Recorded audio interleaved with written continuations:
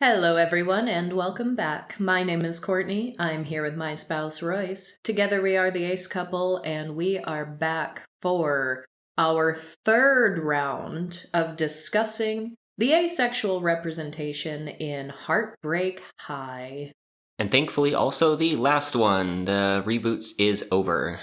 We're finally done. We never have to watch this show again. I feel like I didn't hate season 1, but this is definitely the genre of show that we've reviewed a lot of, that I've mentioned is not really my favorite thing to watch. But we got into episode 1 of season 3 and I went, oh, I don't like this show. I'm surprised it took you this long to realize that. It was more visceral this time around. I actually didn't catch most of the season. I definitely watched all of episode 1. I think I saw bits and pieces maybe in the middle, and I saw, I believe, the last episode in its entirety. So let me say this. Do I hate this show? Yes. Were there a couple elements of season 3 that I actually found a little more palatable than the first 2 seasons? Shockingly, yes. Did that make season 3 better for me as an experience to watch as a viewer? No, it did not. I actually had to go back and reread our transcript when we talked about season 2 of this show, because season 2 was the one where Darren and Cash, our asexual character, were navigating some important relationship things as a mixed orientation ace-allo relationship. Was the ace reveal not explicitly stated as ace, but talked about heavily enough to be explicit at the end of season 1, and season 1 left unresolved? Yes, so from my recollection, season 1 never said the word asexual, but it was extremely obvious what the intention was with that character. I had mild frustrations that they didn't say the word because of the phenomenon that happens with audiences and fandoms, especially in these teenage sex shows where, like, you are actively encouraged to ship everybody. People will always try to discredit any asexual representation unless it's abundantly obvious. So my main thing for season 1 was, like, say the word. In season 2, they said ace, I believe, 1 time. And the interesting thing is, season 3, they said the word asexual, I think, only once, but the actual asexual character and this ace-allo relationship were hardly in the season at all. So my problem with that as a trend is, yes, you finally got there. You went from not saying the word to saying ace to saying asexual. So you, like, kind of developed and made the language more obvious, but you showed the actual character and what this means to him and what this means to their relationship less. And that's not the point. But what I was getting at with going back to rereading our season 2 transcript, I know I had some frustrations about the way their relationship and how they're navigating intimacy were handled. I believe I said it was almost very good, but the one sort of breakthrough moment of them trying to discuss and figure out how to make intimacy work when they have varying levels of comfortability with sexual acts was like when they were high on mushrooms. And this is a thing this show has done. They have really, like, they will tell you in words that consent is important, but then they'll show you so many scenes where consent is ambiguous or outright missing or coerced in some way.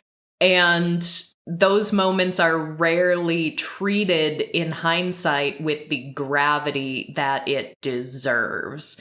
Like, was it season 1 where that really uncomfortable threesome scene happened? Yeah, that was season 1. So, like, that was a big critique I had about that. It really didn't get treated with the gravity it should have. And then with Cash and Darren, having this moment that could have been really unique and special for asexual representation on TV was now under this cloud of, well, they were literally on drugs. They were on hallucinogenic substances. Is this really what they both wanted? Is this something they really both liked? And I hated that. They did not have to make that as messy as it did. But if they were going to make that as messy, I think they at least after the fact have to clarify some things. They have to have totally sober conversations to get to a point of understanding that we know is true to themselves. And so the one thing I said in the last episode, because I wanted to measure my season 2, I wanted to measure season 3 by what my season 2 hopes were to make right what was a little muddy and could have been better. And what I said was, they need really good, robust, non-gray area conversations and scenes to actually figure out how this ace-allo relationship works and looks like for them in a theoretical third season, if I am to give that a pass. Did we get that? No. No, we did not. Season 3 was very weird for a lot of reasons. I think these shows are just a baseline level of weird, but it starts with a time jump. They are like a year out from where the events of season 2 left off.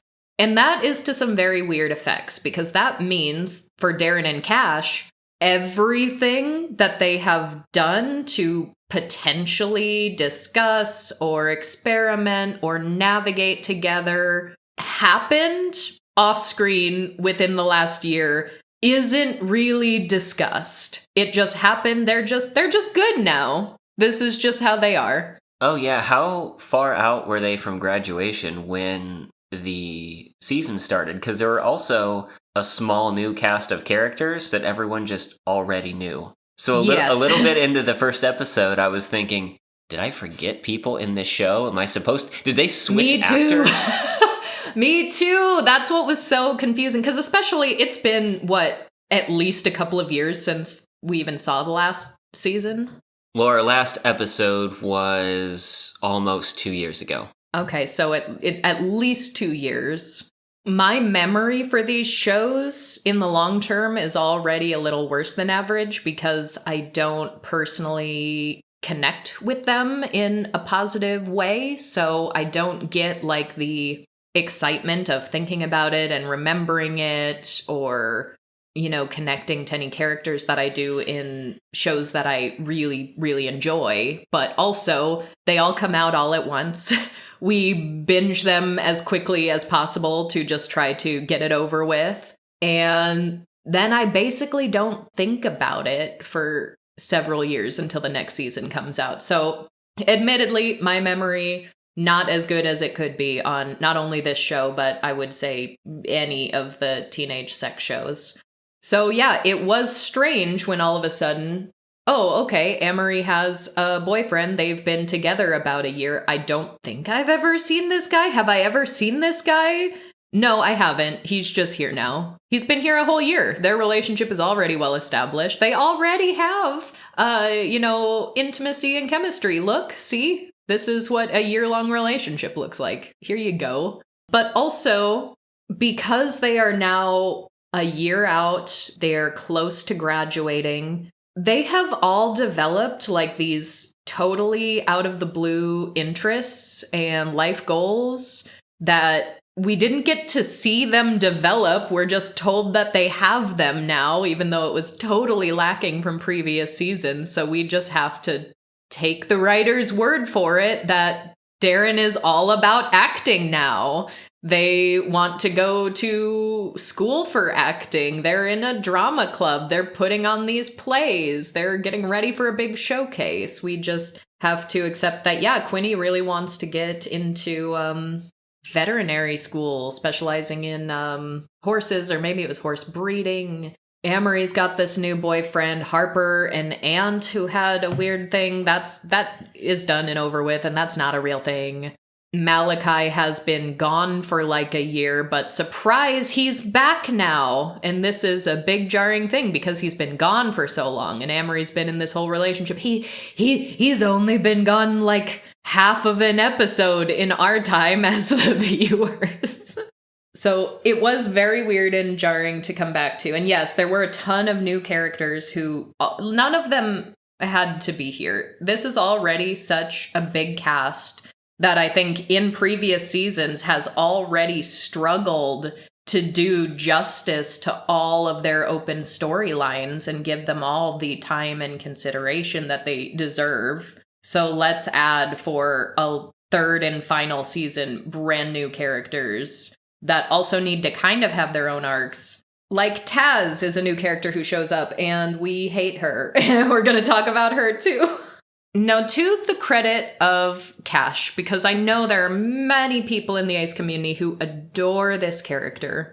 I was struggling to see it for a while, because I will remind you, he was an accessory to kidnapping Harper in the first season. And yeah, he did help her get out and felt guilty about it. And he eventually got out of that gang and was in a bad position. I didn't at the time super love everybody treating him as like, oh, our special precious little baby boy, Cash, who has like no doubt done really, really terrible things. However, in this third season, he is undeniably the best character in the main cast. He's the best character. He's the only remotely likable character to me in the third season.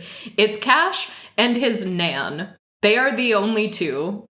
I would watch and potentially even enjoy a spin-off series where Cash and Darren's relationship doesn't end up working out and Cash goes back home to live with his Nan, and the whole series is just Nan and Cash shenanigans.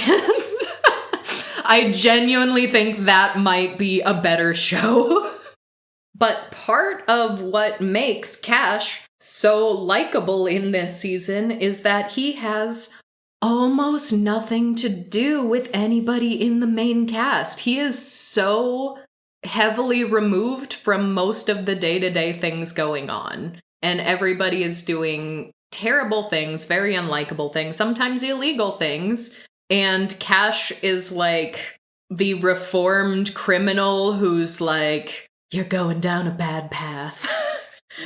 You don't want to make the same mistakes that I did. I want no part of this.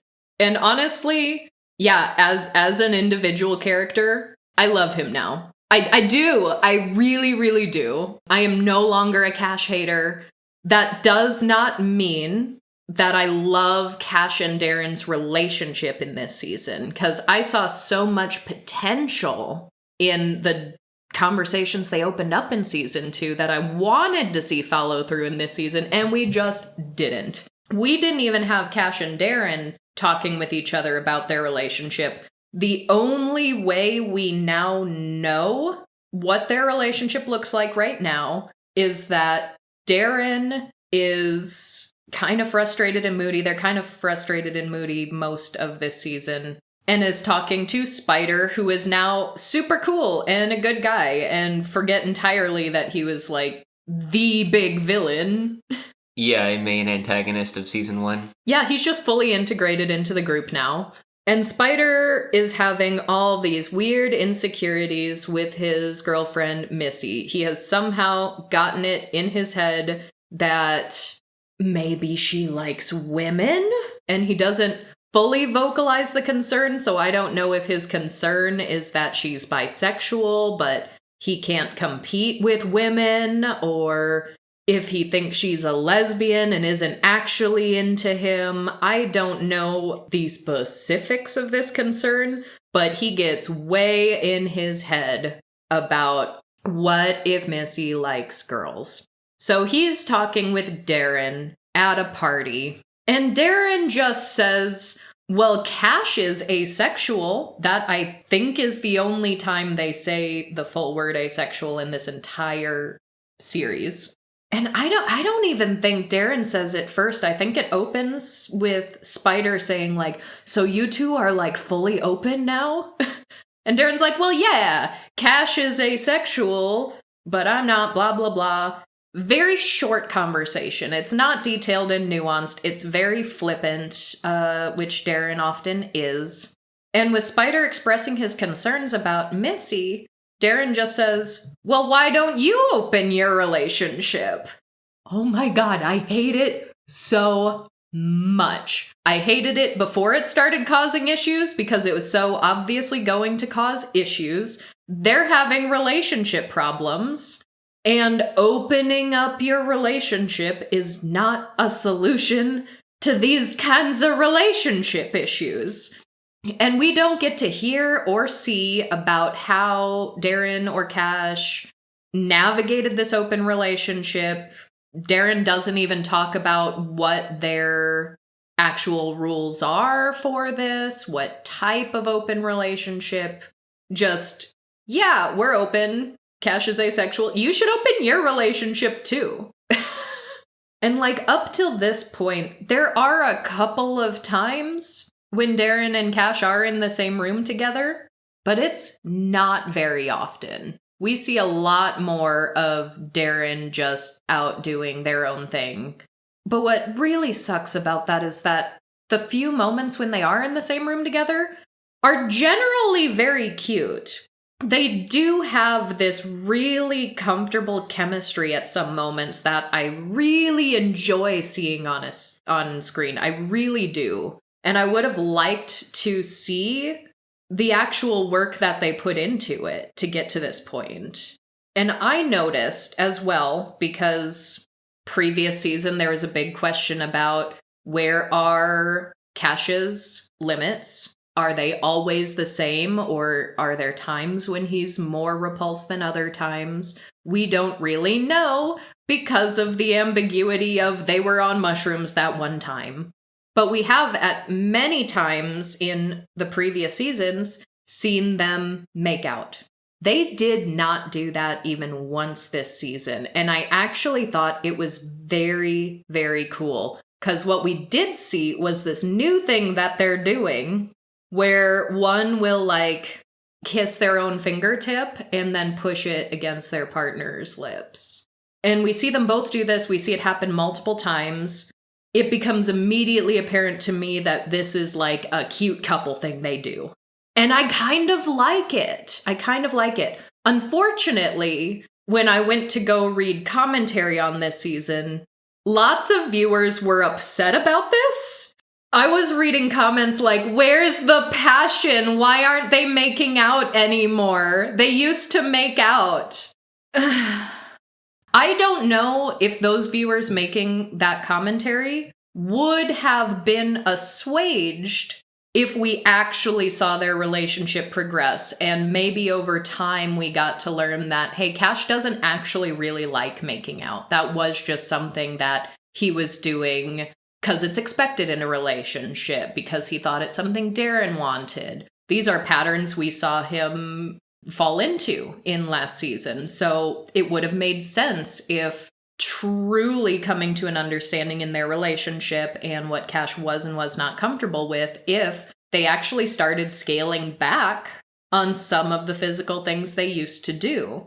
That would not be an uncommon trajectory in allo relationships. And that could have been extremely cool to see navigated with proper consideration on screen. Would have loved that. But no, instead what we have is internet commenters frustrated that the asexual character is no longer making out with his partner. So that's a shame. Because it really feels like season 3 just sidelined their relationship. It seemed to me like the writers decided that the story of navigating an allo relationship has already been told. But it really wasn't. They didn't do it well enough or let it unfold long enough. They didn't give it time to cook, and instead they just shoehorned in a conversation with someone else about, like, yeah, we're open now.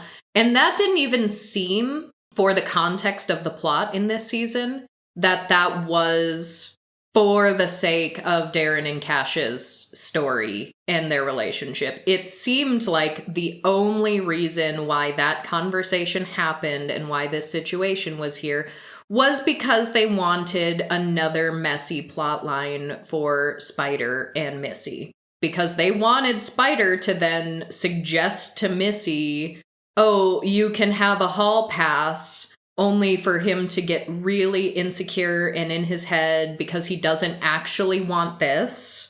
And there's jealousy there, and there's anxiety, and it just causes more problems. Because of course it does. And I believe in our last season recap, I actually talked about the merits of when you're portraying in a show something that is outside of a current social norm. I did talk about the merits of depicting something done the wrong way first, and then showing it depicted the right way. There are a lot of benefits to doing that. I reference the Golden Girls episode all the time of Blanche's brother coming out as gay. She reacted terribly to it, and we got to see all of the fallout from her saying the wrong things, the emotional problems that came of that. And then by the end of the episode, we got to see her have more understanding and sort of try that conversation again and try to do things better. It doesn't always have to be the same person makes a mistake and then corrects it, but that's what parallels are for in storytelling. If they're going to have this disaster of an open relationship situation that is done in completely the wrong way, there are no boundaries discussed, nobody actually wants this, they're just trying it because they think it'll fix their relationship, then you've got to also show a positive example of an open relationship. You've got to show what it looks like when it's done right. And they didn't do that because we don't actually see the nature of Darren and Cash having an open relationship. We are just told in ham-fisted dialogue that they did that at some point in some way. And later on, when Darren realizes that Spider did this all wrong, and somehow doesn't take any responsibility for going like, oh wait, maybe I'm the one who told you to do this, but didn't actually take a step back to see if this is what would be good for you, or walk you through how to do this, or talk about, like, they were just so oblivious. They got mad and frustrated. They're like, wait, Spider, you didn't set up ground rules? You didn't talk about boundaries? And Spider's like, what, was I supposed to? And Darren's like, yes, you're supposed to do that. Cash and I did that. Like, all right, did you? Because you all communicate so poorly, maybe in your mind you think you did. And maybe Cash is on a totally different page, but gosh, we sure haven't seen any of it.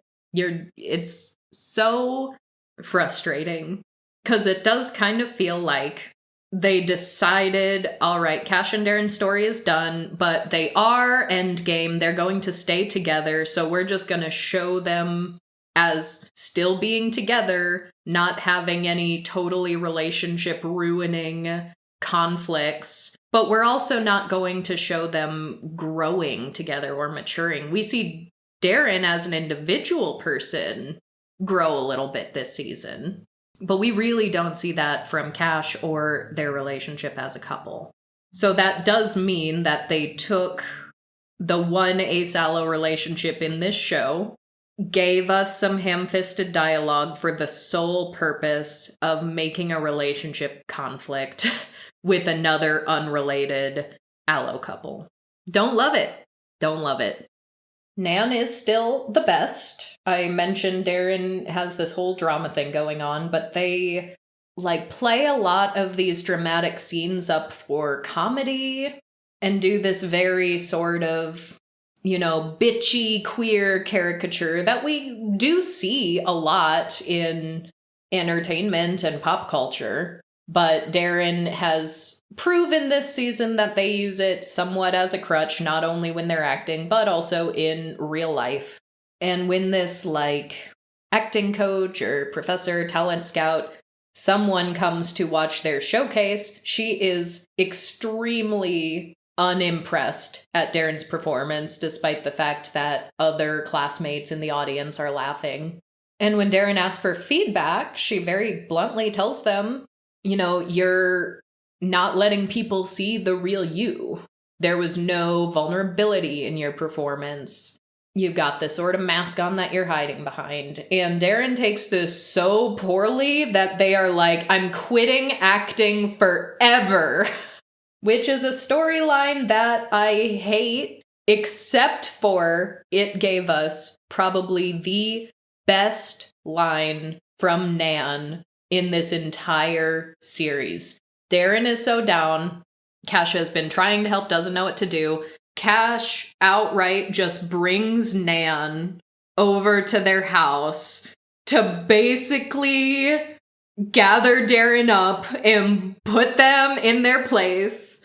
It was so good. They walk in and Darren is looking at like real estate sites and Darren's like, it's okay. I'm just going to quit acting. In fact, I'm thinking of a career in real estate. And Nan is sick of their bullshit and says, no them-in-law of mine is going to be a realtor. Oh, it's so good. Oh, I love Nan so much. Please, for the love of gnomes, give me a Cash and Nan spinoff. I would watch the fuck out of that. Them-in-law is the best thing I've ever heard in my life. Coming from a take no shit old lady, I love it. It's so good. I'm so glad we've been graced with this line. I'm gonna start telling my mom to call you that. No them-in-law of mine is gonna be a realtor. I can't. It's too good. But I couldn't even enjoy that moment for too long in the moment, because then Cash walks away and comes back crying with his dead duck, Darude, in his arms, and he's like, oh no, Darude died, and now I'm sad because the duck died, and now they have to have a duck funeral, which is very sad. They give the duck, like, the pop culture version of a Viking funeral. Like, they take the duck to a lake and set it on fire afloat. In a little boat? A little tiny boat. Okay. But then some, like, park ranger or something comes up and sees them lighting this fire, and Nan's like, run! Yeah, park rangers don't normally like people making fires in the park. It's kind of their whole deal. Do you want to bet what song they played as they have a running away sequence at Darude's funeral? At Darude's funeral? At Darude's funeral. Sandstorm? It was Sandstorm! Is there going to be an age gap in understanding that joke? I don't know! Because this show is made for younger people, right? I mean, if they're in high school now, they're supposed to be Gen Z, allegedly. Even though they're all in their 30s. I feel like I was in high school when that song came out. 2000, yep. Well, that would have been before high school for me, but I think that's when I first heard it. And honestly, like, Nan telling Darren off, and then telling everyone to run when they get caught by the park ranger at this Viking funeral for a duck, and then they're all running away with Darude Sandstorm playing. The only two redeeming qualities of this entire season, I think. Funny, because the music video for that was a chase scene. And now we know why. So for all the fun and joy and heartbreak those two scenes brought us, Darren immediately has to go and be bitchy and undercut all of it because they gave this like beautiful eulogy before they got caught. And Nan like compliments them on the beautiful eulogy, and they like make a joke. They're like, oh, it's no big deal. I just stole it from this movie. And then Cash is like, why do you always do that? Like, why can't you just have a heartfelt moment? Why are you always trying to undercut everything? So that we can tell is trying to be a parallel with Darren's whole acting thing. Like, they're hiding behind a facade. If only we got, like, better parallels and better resolutions to that, but Darren is giving, like, a monologue about, like, I think they're acting as, like, Humpty Dumpty's dad, because they're like, all the king's horses and all the king's men couldn't put my son together again. And they were originally going to, like, play this funny. I think there was like a big egg costume, and it was gonna be jokey and campy and witty and bitchy and very Darren-esque. But at the last minute, when they're backstage ready to go on, Darren's like, no, I have to let people see the real me. I've learned now. So then they put Darren on stage with Spider, who I think is Humpty Dumpty, who is now dead, and in the background, and just giving like a line every now and then to mix it up. Darren's just playing this like a really sad eulogy monologue, deeply emotional but objectively ridiculous bit. And that is like our moment of understanding. That is supposed to be Darren's character growth. Like, they get it now. They should do the scene about being Humpty Dumpty's parent sad instead of funny. What I would have liked to see, because Darren's sexuality was a very big plot point in the previous 2 seasons. And we have seen Darren have, at times, a very unhealthy relationship with it. Having, unequal relationships with much older people. Going to try to have sex with someone the one time they and Cash had a fight, to use that as like a coping mechanism, as a way to try to get, positive attention from people. We don't know if Darren has worked on those, because we don't really see Darren express the sexual side of their self this season in the same way they have in the previous 2. We just kind of hear, oh, by the way, our relationship is open now. So what I would have liked to see is if they're paralleling that emotional intimacy and letting people see the real you, with Darren grappling with and coming to terms with their sexuality in a more healthy way. Maybe simultaneously they can see how they have been at times using sex and sexuality as a coping mechanism, as a way to get attention. Maybe because they've been using it in these ways, they've put a stronger emphasis on it in their own life than is actually natural or wanted or warranted. And maybe we could have seen some like exploration of that in parallel. And that could have been really, really cool, because that is also not uncommon in ace-allo relationships that communicate well and learn and grow together, because very often it's not as black and white as one wants sex and one doesn't want sex. Because we have seen real world examples time and time again of an ace-allo relationship where the allo thinks, because they haven't had to think as deeply about sex and sexuality as ace people do. They think, well, I'm a sexual person, I want sex. And if they're in a relationship with an ace person who is, ace positive or sex positive, sex neutral, someone who is interested in exploring sex acts for the sake of their partner, sometimes that's still not enough for the allo partner, because sometimes it's not just about the act of sex itself. Sometimes it's about wanting to feel desired is one, which is something that I see in Darren, and I have seen in Darren in the past in seasons 1 and 2. Darren just wanted to feel desired by someone. And if that could have been explored, that could be really cool. Maybe they open their relationship, and so now, Cash is comfortable with it. Darren is able to sleep with other people under whatever agreements they have come to. Maybe that still doesn't quite feel right, or that doesn't quite feel like enough. And maybe Darren also has to go on a journey about what does sex actually mean to me? What does it mean to our relationship? Because we never get that deep of an exploration and understanding from, honestly, either the Ace or Allo characters in media. And I'm kind of sick of these shows that have these just like fully realized sexually teenagers who are so confident and so open and so progressive. And I'm putting progressive in quotes because we're going to come back to the actual ideologies of this show.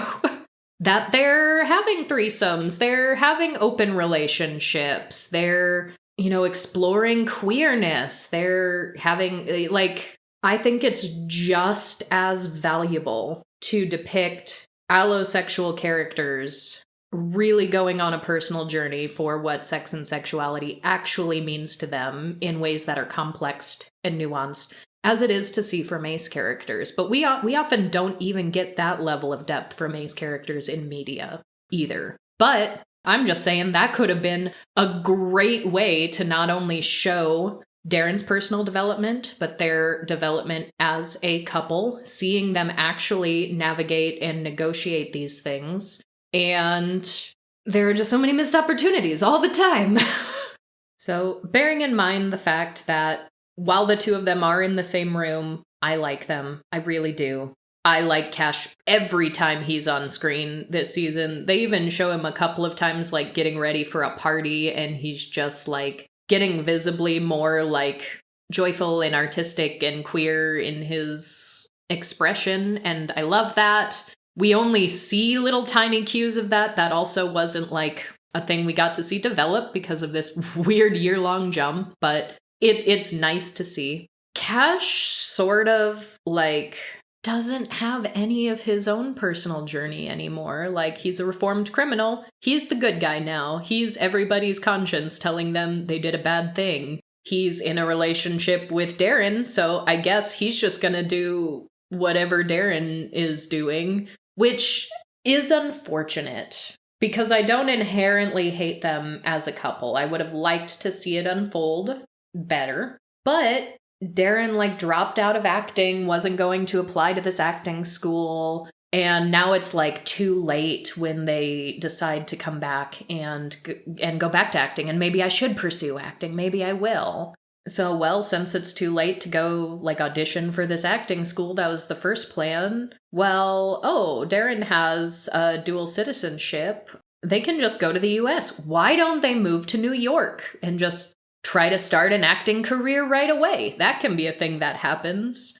And for a moment, Cash doesn't want to go because Cash just lost Darude and Nan's getting older. He had, like, a scare at one point where he thought, like, she was just napping, but coming off of Darude dying, he was terrified that Nan died too. And so he tells Darren for a bit, I can't go to New York with you, not while Nan's still around. I want to be here for her and have time with her. And they don't break up. They decide, well, we can still just do a long distance thing. But then Nan ultimately ends up telling Cash off and being like, I will never forgive you if you just stay here for me. You move to America with my them-in-law and go do that. And I guess we kind of see an inkling of Cash's starting to do tattoos. He like tattoos Malachi at one point. And I think Darren's pitch is like, you can tattoo people in New York and I can try to start an acting career. Good luck on both of those fronts. Yeah, what a weird time to depict moving to the US as aspirational. Not only, like, how are you going to afford to live in New York, but also, like, is this really the time you want to be moving to the US right now? But even like the tattooing, like we don't really get to see like this is Cash's passion. He loves doing it. He's just kind of shown doing it once and is told you can do this in New York also. So it's like, is this just a thing he fell into because he thinks it's a reasonable career path for this reformed criminal, or does he genuinely love it? I don't really know because we just don't see enough of him.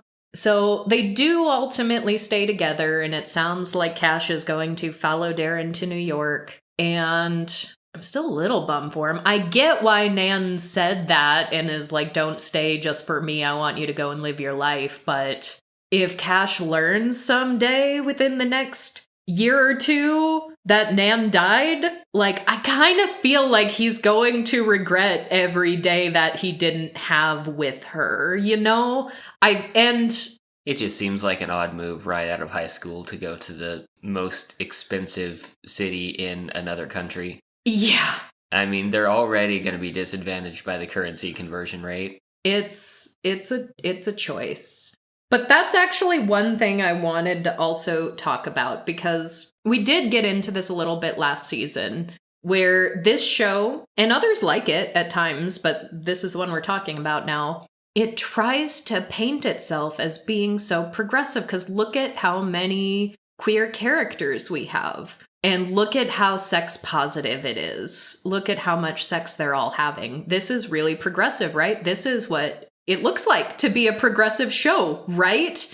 It's not. It's actually like center right at best. At best. Sometimes it at least tries to pretend like it's a little more moderate, like it does a both sides bad kind of a thing. But after we had our last conversation about the actual underlying ideologies of these shows, even when they tell you in dialogue that something is bad or problematic, they double down on that thing in actions. They might talk the talk sometimes, but they do the exact opposite when it's time to walk the walk. And I wish people in their media analysis would be like a little more aware of those things. Because right now, in this current political climate, one of the huge pushes we've seen from the conservative agenda is trying to undermine education, trying to get fewer people to pursue higher education, trying to undermine the importance and legitimacy of going to college, going to university, getting degrees. I don't know if we saw a single character who was planning to pursue higher education actually do that. Every single one of them seemed to either directly make another decision, or it hinted at the fact that they might make another decision. And I know some people will probably look at that as like, yeah, good for you, you're carving your own path. But in the current political landscape and the way they treated some other issues this season, it's really, really hard to ignore how many characters were planning to go to school and just didn't. First of all, we have Harper and Amory, who I think of all the characters, Harper made the most sense to not pursue higher education because she is working several jobs. She has been independent for so long. She has, dealt with poverty and family issues and trauma all throughout high school. There are people who are still systemically kept out of higher education, especially people like Harper. She doesn't have money to go to school. She doesn't have the grades to get a scholarship. When Amory was making this big plan, we're going to go to university together, and Amory was going to go for psychology, and she's like, Harper, you can go for art. Harper was a little wishy-washy about this whole time, and that makes sense to me. But Amory was so gung-ho about, I'm going to go to school for psychology. Now, a lot of people change their minds, of course. That's to be expected. But Harper, who at this point has struggled in life but made the decision she's had to. She takes the job she needs to. She makes the money she needs to. She survives and gets by. And that's a big part of her character. She decides like, no, fuck it. I'm just going to get in my car and drive. Which, as someone who has been in survival mode, work multiple jobs mode, do what you need to do mode, really surprises me from her. Maybe she finally met her breaking point. I don't know. But then Amory just decides to go with her. She's like, yeah, fuck it. I will come with you too. Let's just get in a car and drive. Fuck university, actually. And that's how their story ends. They just drive off into the distance with no plan for anything. But then we also have Darren. Didn't go to acting school like they wanted to. Instead, let's move right to New York and try to start our career right away. We have Cash, who, yeah, I'm just gonna follow my partner and just do tattoos. I'm just gonna do that. We have Missy, I believe. Well, now I don't know. Maybe it was a school team, but she's shown getting like a soccer jersey, so I was kind of under the impression, or football jersey, so like she's becoming an athlete, but I don't know if it's like a college athlete, college sports kind of a thing, or if she went right to pro. I don't know how that works. I might have missed something or might be misremembering, but I thought there was a scholarship that was a part of that. That could be. So maybe she's the only one going to school, because then it shows Spider like coaching basketball for kids. Sasha is not seen going to school because she gets arrested and needs to do community service. I don't know what she's doing alongside the community service. We need to talk about how this season treated Sasha. She has already been established to be like the annoying social justice warrior character. And I already complained about this trope. It's a trope that needs to die. If you needed more evidence about the show's writer is probably leaning right, Sasha's your evidence. Because Sasha is the villain. This stereotype doesn't, I don't want to say that it flat out doesn't exist, but it is an exaggeration of a view of people. And it's, so like Spider and Ant are fully integrated into the friend group now. Cash has been reformed from his ways. I believe Missy was, maybe I'm getting this wrong because it was so long ago, but wasn't Missy kind of a bully a long time ago? I mean, honestly, Amory is awful. So many of these characters are awful. But Sasha's the one they hate. They hate her so much, they have a group chat with everyone in it except for her. And the, like, picture of this group chat is, like, Sasha's face with, like, the no symbol slashed over top of it. And it's, like, the no Sasha group chat. And everyone's just being so awful to her immediately. But listen, I feel bad for a lot of what happened to Quinny this season, but I'm also profoundly disappointed in Quinny this season. Because I talked about how the show will tell you something but show you another. One of those being, Quinny was calling out ableist language in previous season. When Amory would say idiot, she'd say idiot is ableist language. Then they would just ignore and brush over that and continue to use the ableist language. So they really just wanted someone to harp on the fact that this word is bad. They didn't actually want to show that it's bad. And that's what a lot of shows like this do.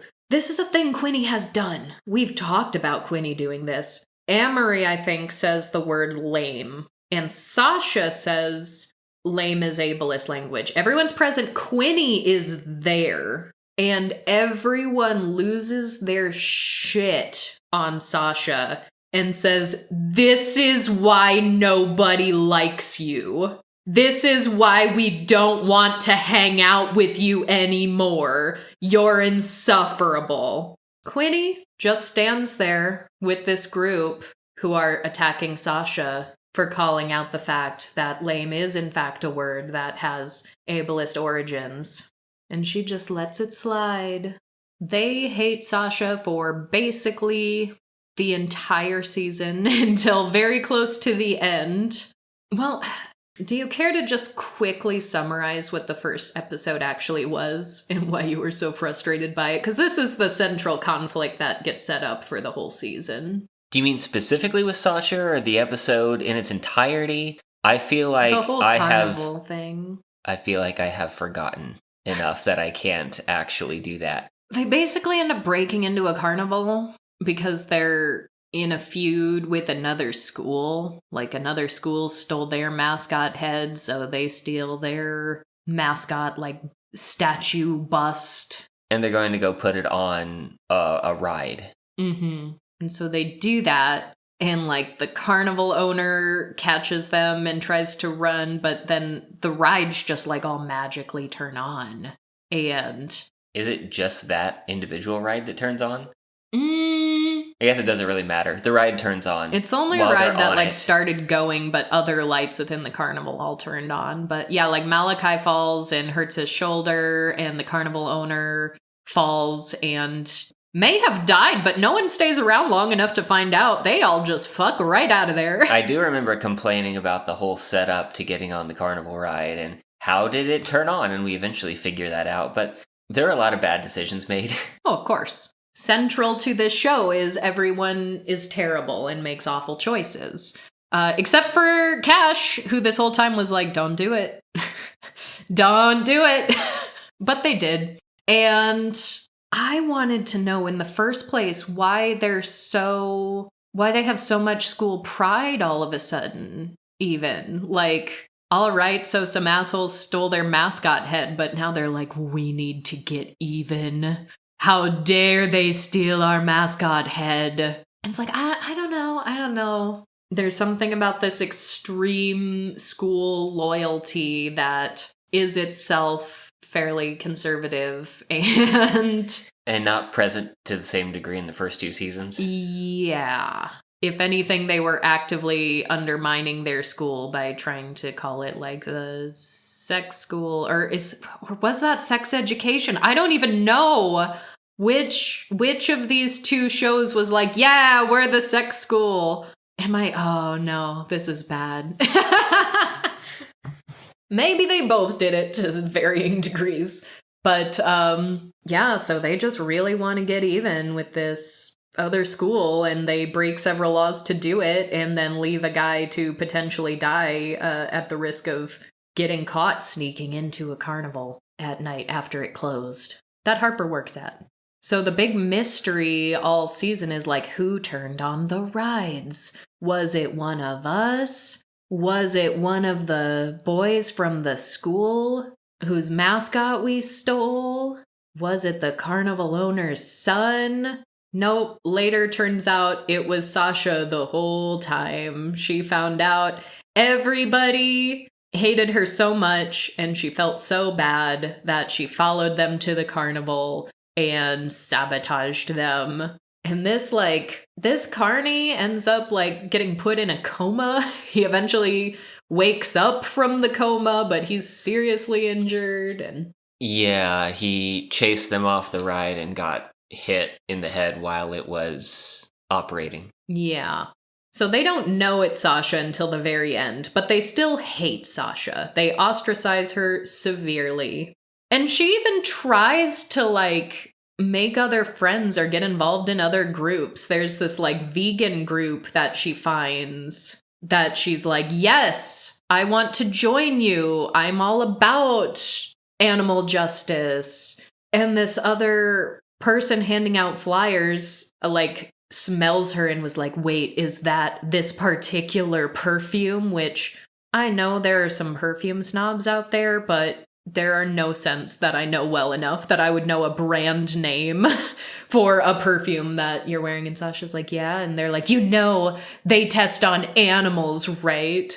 And Sasha's like, it was just a free sample I got. And they're like, you're not good enough for our group. Maybe come back when you can actually live your values. It's like, goodness gracious. So she is too woke for the main cast, but not woke enough to actually hang with the, like, activists. And so I kind of feel, like, really awful for her because everyone hates her, and she seems like she's just trying her best until we find out that she almost killed a guy later.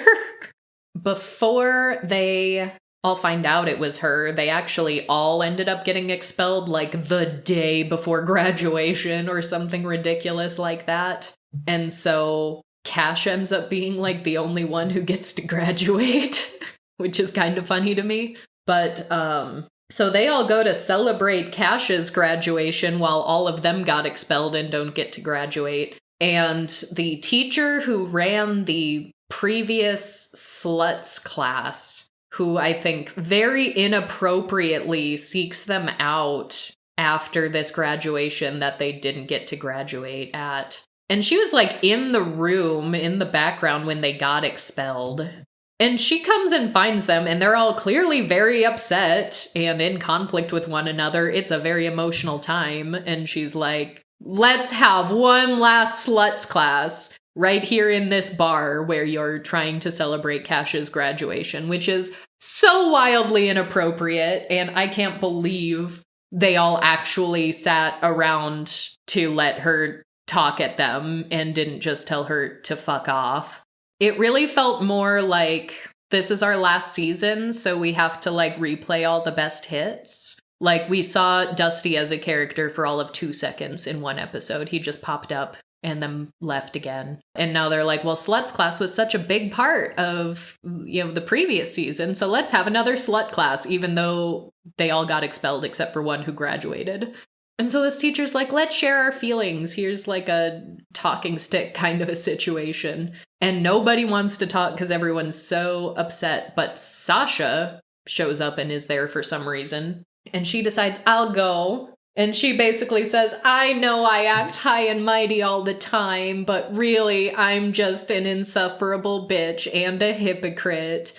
And then everyone gives her a big old group hug. And it's like, all is forgiven now, because they're like, yeah, you are a bitch. You really are insufferable. Glad you can finally admit it. Oh, it's so upsetting. I hate it so much. And then they're actually a little cool with her, and they go on a trip together, but that's when they find out, oh, she's the one who started the ride the whole time. Oh, no. So she gets arrested. She gets community service. And this isn't the only time this season they took insufferable character isn't so bad after all, after they just admit that they're a hypocrite and terrible. Because the Puritan from last season is for some reason in drama class with Spider and Darren. And she starts as insufferable as always, but then when the three of them are practicing late, she does make an admission. She's like, I do kinda want to have sex. I'm just afraid of getting hurt. And they're like, thank you for telling me. Now we can hang out and maybe not hate you so much. And also, yes, you should have sex. Maybe you will get hurt, but you should definitely do it. Which I think brings us lastly to Quinny, another character who deserved better, was treated terribly, got a bad ending, also had higher education ruined for her, and was also just stripped back, and we didn't get to see grow or change as a character as much as she deserved. So in past seasons, we have praised certain elements of the autistic representation that she brings us. This season, they didn't seem to show her autistic traits as much as they have in the past. And that, again, kind of reads like, well, we already told that story, so it's done. What we do see is as school captain and as someone who is applying for scholarships, she's doing a lot with the senior class. Her big project is creating a sensory room in the school for herself and other students like her. And she's very proud of this accomplishment. And we do see her a couple of times sitting in the sensory room in like a big beanbag chair or a hanging swinging chair and wearing her headphones. But we don't see her get as much like fatigue and burnout from social interaction as we've seen before. We see a lot of hectic things going on this season, and they don't seem to bother her as much as they used to. And so we get introduced to Taz, this new student, who decides, hey, this sensory room is a great place for students to have sex in. So Taz decides to start renting out the sensory room. And this is so wildly popular that Taz actually raises prices on it because supply and demand, baby. That's capitalism. Look at how I'm so booked. I can only pencil you in for this time on this day. Kids are constantly fucking in this sensory room that's supposed to be for students who are neurodivergent and need a space like this as an accessibility accommodation. And not only is this gross and terrible and awful, and I hate it so much, but we actually have, like, study after study showing that teenage sexual activity is declining drastically. And this has been trending in this direction for years. And while most people who only have a surface level glance at conservative politics would think, oh, conservatives probably love it that teenagers are having less sex, that's very much not the case. We are seeing so many, like, fear-inducing articles about the population decline and fertility rate lowering.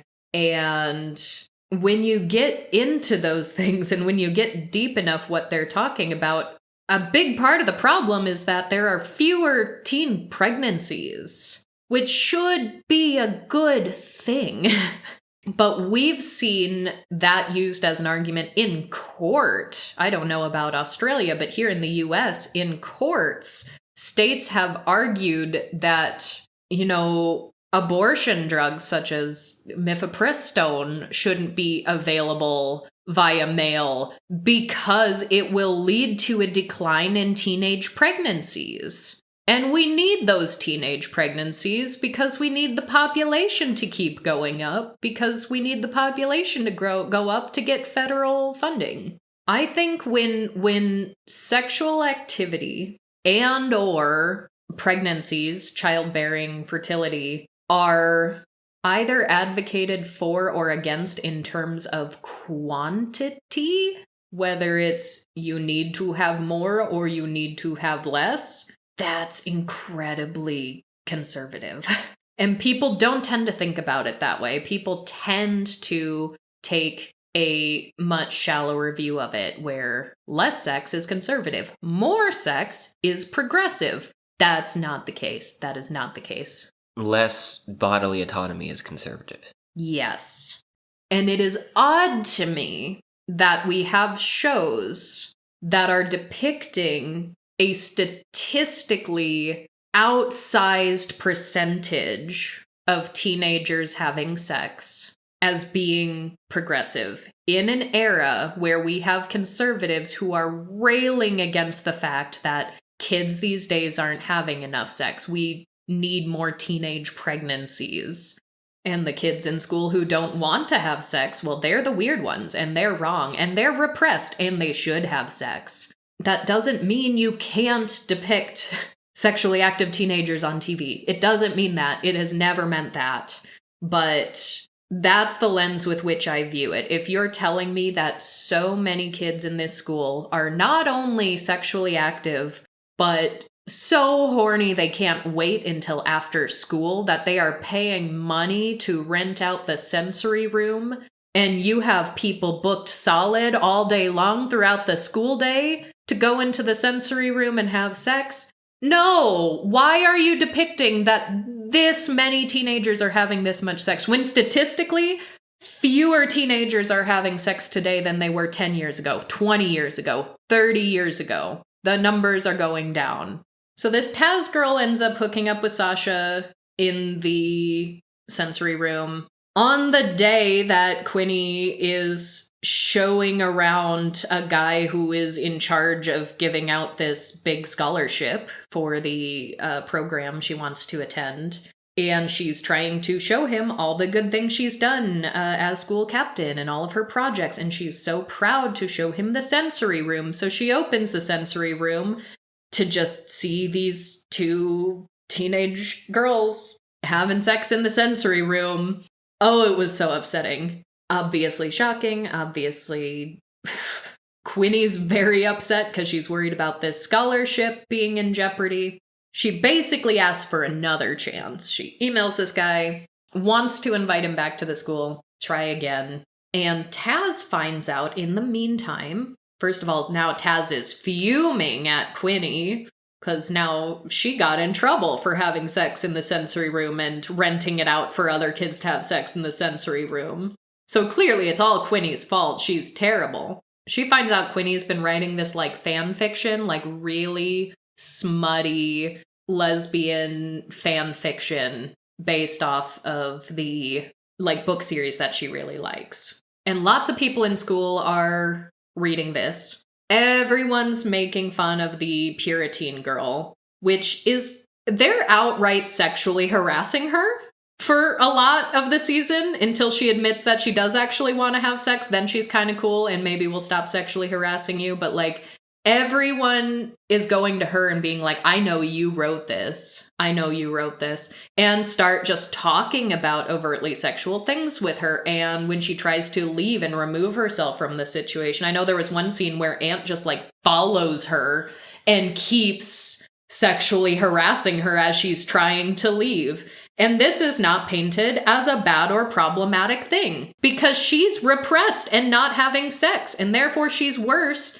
than all the kids who aren't repressed and are having lots of sex. So again, maybe not the most progressive show in the world. But Taz finds out it was Quinny this whole time. These have all been published anonymously. She never intended, as far as we know, to let anyone know that she was the one who's been writing this. Taz, like, breaks into her computer, finds an unpublished chapter, decides to go full Regina George, Mean Girls with the burn book, prints off this chapter with Quinny's name on it, and, like, hundreds of copies of it, throws it all over the school hallways and the courtyard on the day this guy in charge of determining the scholarship recipients is coming back.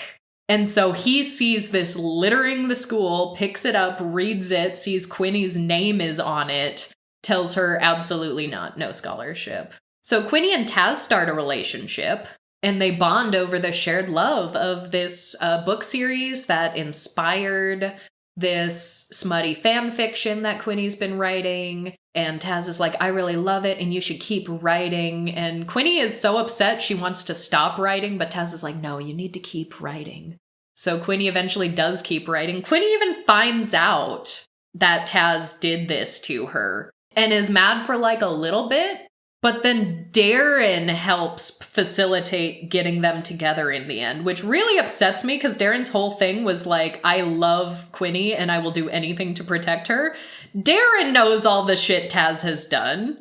But Darren's like, but I'm going to move to New York and I need to make sure that someone will be here to take care of Quinny when I'm gone. So this person who has proven to be so vindictive and spiteful and perfectly happy to ruin people's lives, twice now has done it directly to Quinny, has also sabotaged Sasha.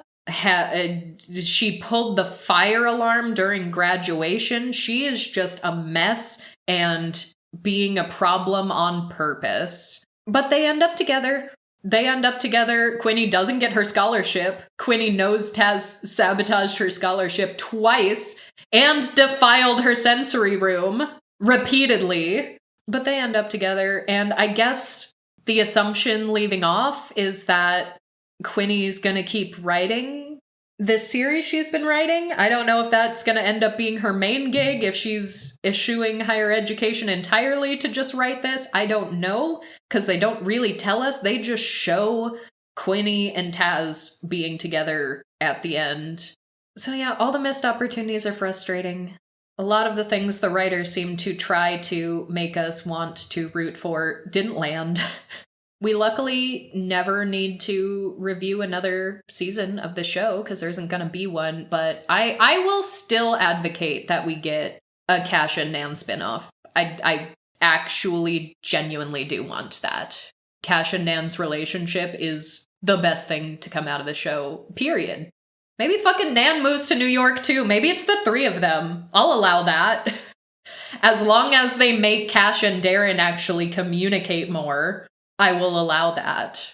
Because I do like seeing Nan tell off Darren. And I'd love more of that. Well, given the size of a room the three of them would have to purchase together in New York City, they'd have to communicate. It'd be inevitable. It would be inevitable!